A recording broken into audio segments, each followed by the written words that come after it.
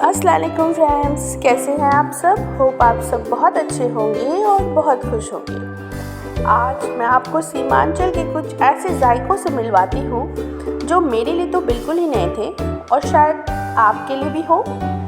तो ये है शहर अररिया, जहाँ मुझे जाने का मौका मिला और ये जायके मुझे यहीं मिले। यहाँ हल्की हल्की ठंड की शुरुआत हो चुकी है। ये जो शहर है वो सीमांचल इलाके में आता है और नेपाल से बिल्कुल ही लगता हुआ इसका बॉर्डर है। नेपाल इसके काफ़ी करीब है, इसलिए मौसम का कुछ कुछ असर यहाँ पे भी होता है। मौसम ज़्यादातर ये इलाका बहुत शांत है और अभी क्योंकि अक्टूबर मिड चल रहा है तो हल्की हल्की ठंड की शुरुआत हो चुकी है। अब पंखों की वैसे ज़्यादा ज़रूरत महसूस नहीं होती। ये देखिए, ये यहाँ का वो जायका है जो आई थिंक मैंने सीमांचल में ही देखा है। बिहार के और कहीं जगह पे मैंने इसे नहीं देखा बनते हुए, बट जब मैं यहाँ आई तो ये मैंने ठंड के मौसम में लोगों को बनाते हुए देखा। घरों में भी ये बनते हैं और हर नुक्कड़ हर कोने पे लेडीज़ ये बनाते हुए आपको दिख जाएंगी। ज़्यादातर ये सुबह के वक्त मिलता है, ये नाश्ते में लोग खाते हैं।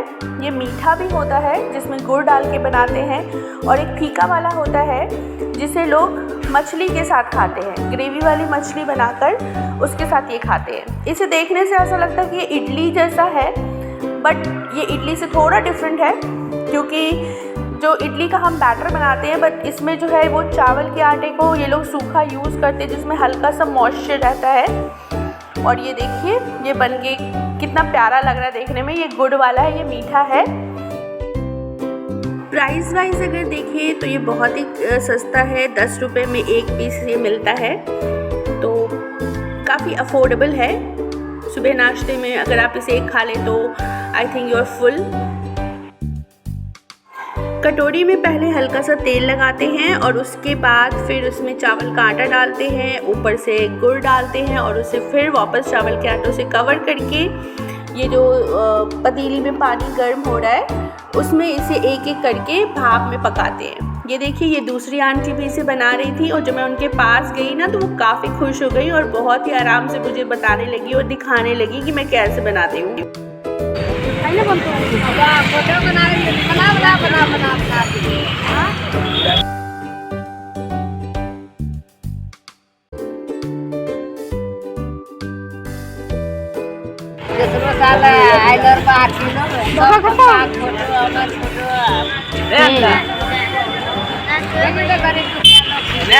मुझे अररिया में जाने का रहने का मौका मिला और पता है वहाँ के लोग बड़े ही प्यारे हैं। सभी आपसे बहुत ही प्यार से बात करते हैं और बहुत ही अच्छे से, मतलब अपने मेहमानों की वो लोग बहुत ही खातिरदारी करते हैं। तो वहाँ के लोग, और ये देखिए बच्चे कितने खुश हो रहे थे इसे लेकर और आंटी कितना खुश होकर बना रही थी। उनके चेहरे पे बिल्कुल भी थकान नहीं थी। वो बड़े ही प्यार से बच्चों को सर्व कर रही थी और उन्होंने मुझसे भी बहुत ही प्यार से बातें की। ये ठंडी में ही बनता है।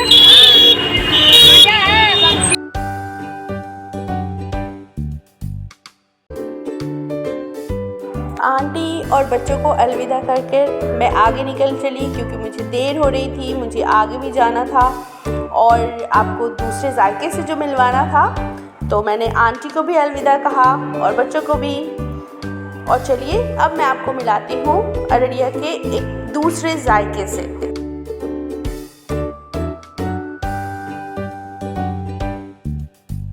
ये देखिए, ये है अररिया शहर का, हमारे अगर लफ्ज़ों में कहा जाए तो डोनट, बट यहाँ इसे ये लोग भेलपुरी कहते हैं। और ये अंकल सुबह सुबह इसे बना रहे थे। एमपी, महाराष्ट्र, गुजरात, कर्नाटक तक पहुँचाए हुए, कोई स्टेट हम छोड़े नहीं। हिंदुस्तान का पूरा 38 हम भ्रमण कर चुके हैं। 10-11 जुबान बोलते हैं, बांग्ला, भोजपुरी, महाराष्ट्री, नेपाली। अच्छा, लास्ट में तो इंग्लिश सही है, जैसे Goa, Pondicherry, Karnataka, no Hindi. Your education क्या?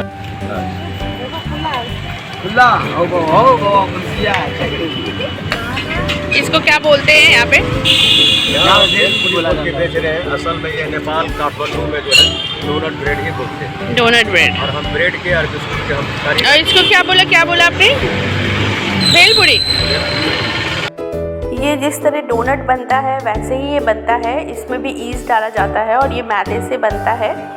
तो इसे उन्होंने खमीर भी उठाया है, इसमें ईस्ट डालने के बाद तो ऑलरेडी इसमें खमीर आ जाता है और इसे फिर ये लोग सुबह में ही ये बनाते हैं ज़्यादातर।